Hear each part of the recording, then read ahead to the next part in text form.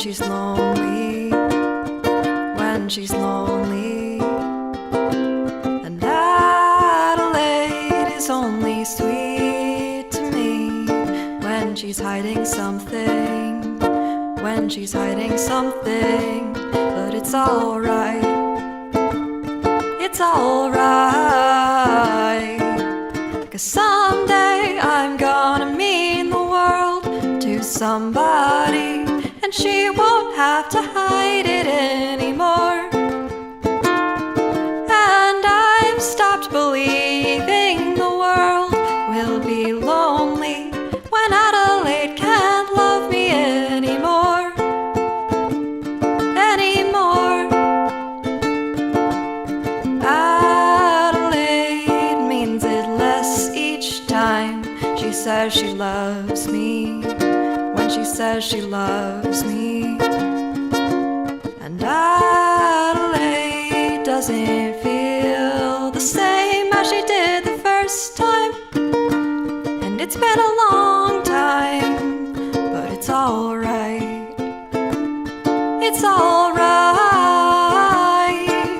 'cause someday I'm gonna mean the world to somebody, and she won't have to hide it anymore. And I've stopped believing the world will be lonely when Adelaide can't love me anymore.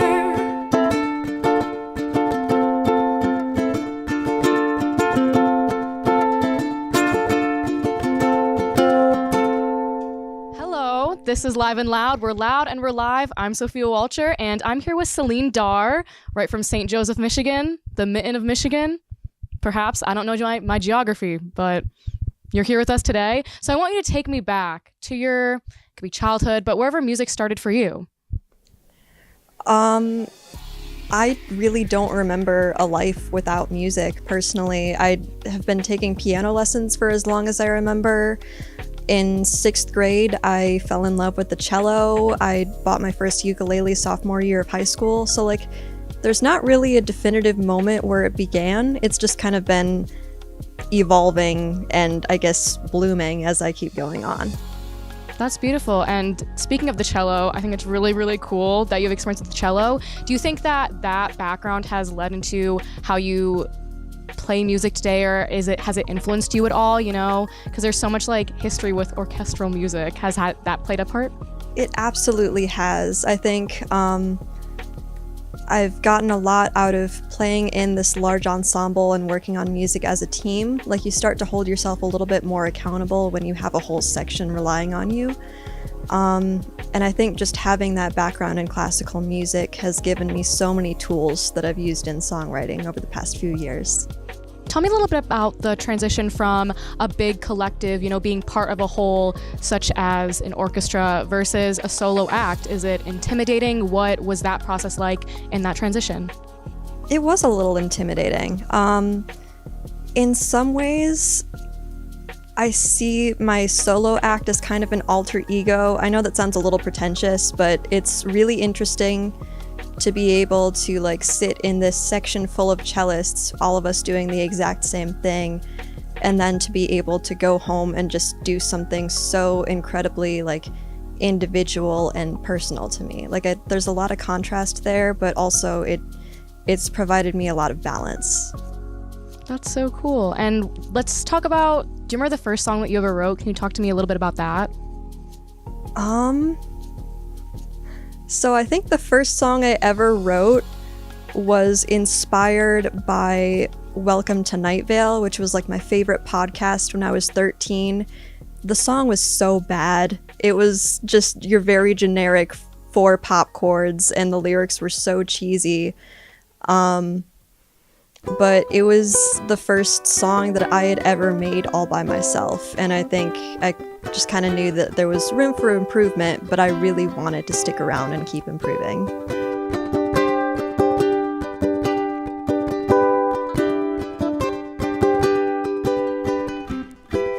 Try to start over, a different life in a different state.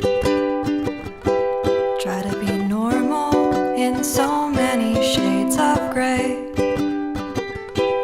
Try to imagine every possible mistake, finding the art in all the ways a heart can break. I'd let my glasses fall and see through blurry eyes if we just watched the little houses softly glowing from inside. If I let myself become a silhouette against the cave wall, would you be my reflection across the sky?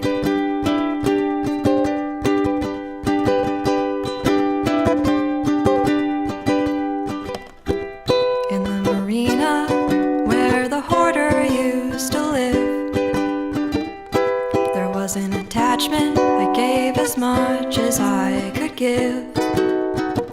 Maybe I was pathetic, but that's how you know it's real. I'd rather be pathetic than let a coward take the wheel. And I'd let my glasses fall and see through blurry eyes if we just watch the little houses softly glowing from inside. If I let myself become a silhouette against the cave wall, would you be my reflection across the sky?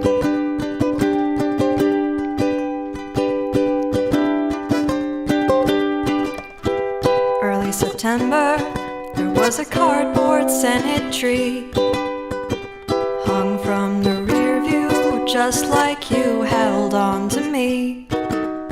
A girl at the party said you'd talk till you got bored.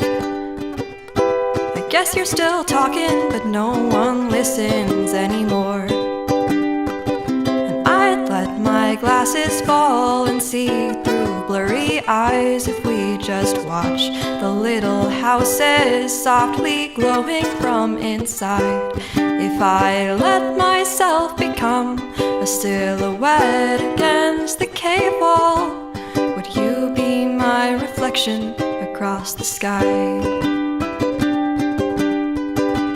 Would you be my reflection across the sky?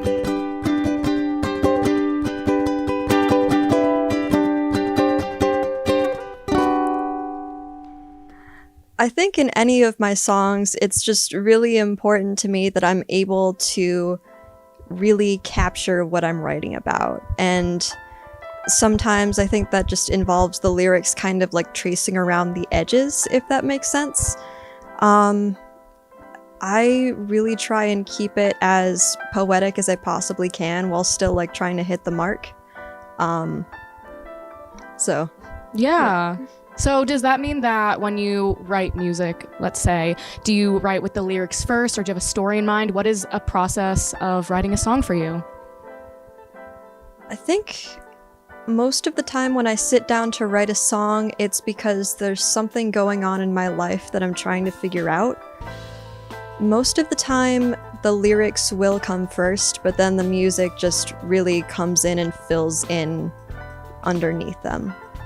Would you say that the songs that you've written have helped you figure out whatever it is that you're trying to figure out? Absolutely, yes. And even if they haven't, through writing these songs, I've been able to like find a way to talk about things that are going on in my life. And I've actually found a lot of other people who might be going through the same things. So it's kind of been a little therapeutic.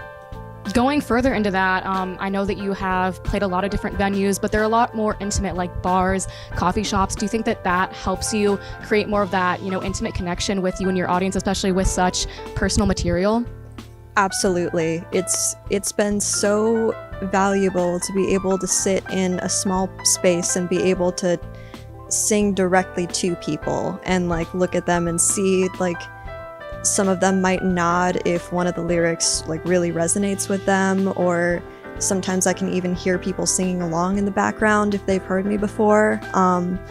So yeah, I just love playing those smaller settings because it just gives me so much more of a chance to connect with people. Out of all of the songs that you have played for us today, what song do you think is, the most personal and the one that you think connects that can connect to everyone on the most intimate level? I think the Starfish song. The starfish on the shoreline see the waves out on the ocean, and they wonder what it's like to be free. While the waves, they all go crashing, and they wonder between the thrashing what it's like at the bottom of the sea. The whales know the depths can get quiet, and the pressure gets too much to stand,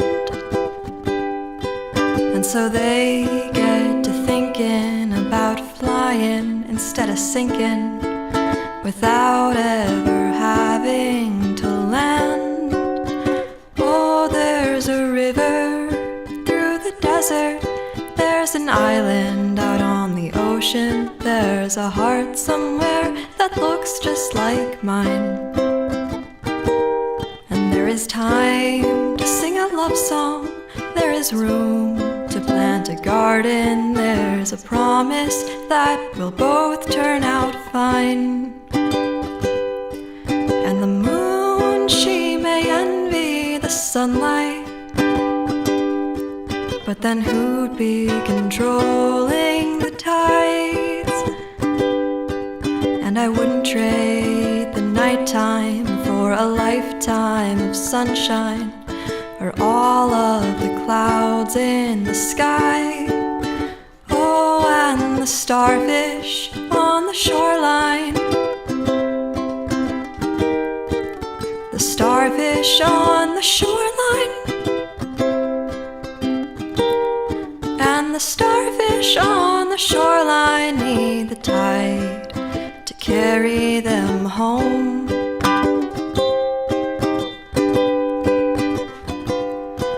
And the moon, she may envy the sunlight,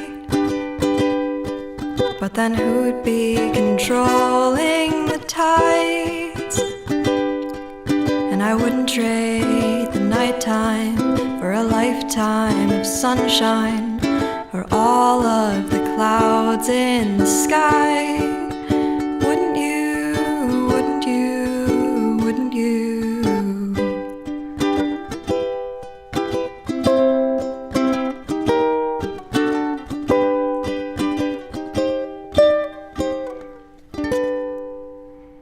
I started writing the Starfish song my freshman year of college when I was feeling really homesick for Lake Michigan. So I started getting all of these water metaphors going through my head, and like one of the core themes of that song for me is just appreciating where you are in the moment and not feeling jealous of other people. And I think deep down it's a song about me and my brother as we've grown up together. So I think that's been the song that's been the nearest and dearest to my heart, and I'm really happy that I was able to share it with you guys. Has your brother listened to that song? He has. He likes it. Oh, that's good. So speaking of like childhood growing up, would you ever have thought that, you know, the little version of yourself, your childhood self would have thought that you would have come this way and be writing music and performing it? And what does that mean for, you know, your younger self?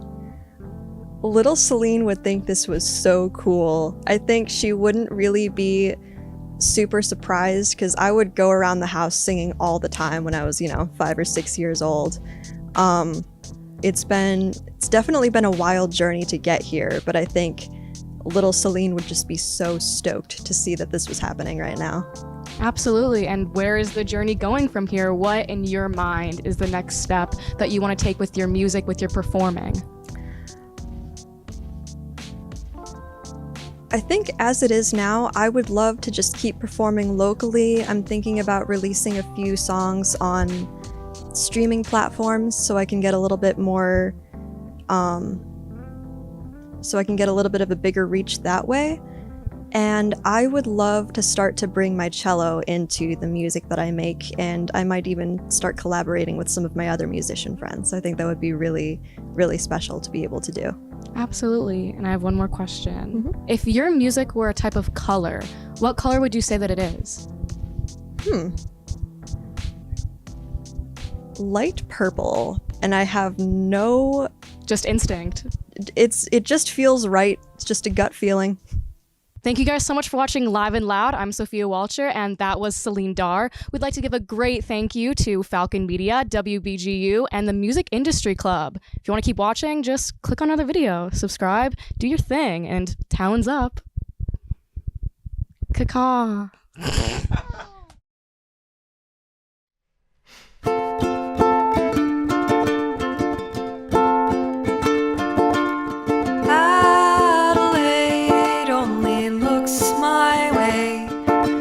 She's lonely, when she's lonely. And Adelaide is only sweet to me when she's hiding something, when she's hiding something. But it's alright, it's alright, 'cause someday I'm